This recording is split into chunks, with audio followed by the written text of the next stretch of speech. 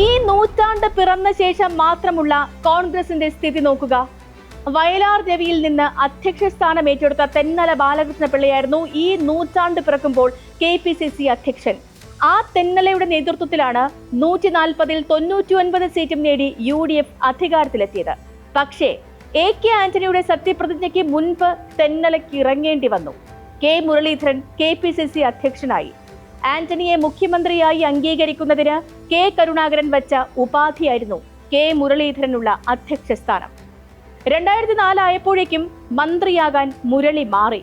പകരം PP തങ്കച്ചൻ വന്നു. തങ്കച്ചന് അനങ്ങാൻ സമയം കിട്ടും മുൻപ് തെറിപ്പിച്ചു. പകരം വീണ്ടും എത്തി തെന്നല ബാലകൃഷ്ണപിള്ള. തെന്നലയ്ക്ക് പിന്നാലെ ഡൽഹിയിൽ നിന്നെത്തിയ രമേശ് ചെന്നിത്തല അധ്യക്ഷനായി. 2014 വരെ 9 വർഷമാണ് ചെന്നിത്തല അധ്യക്ഷനായിരുന്നത്. AK ആന്റണി 2 ടേമിലായി 10 വർഷം തികച്ചിട്ടുണ്ടെങ്കിലും 9 വർഷം ഒറ്റയടിക്ക് KPCC അധ്യക്ഷനായയാൾ ചരിത്രത്തിൽ വേറെയില്ല.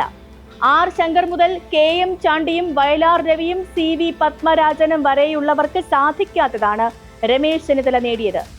ആഭ്യന്തരമന്ത്രിയുടെ താക്കോൽ സ്ഥാനത്തേക്ക് രമേശ് മാറിയിരുന്നില്ലായിരുന്നുവെങ്കിൽ 10 വർഷം അതേ കസേരയിൽ തികയ്ക്കുമായിരുന്നു.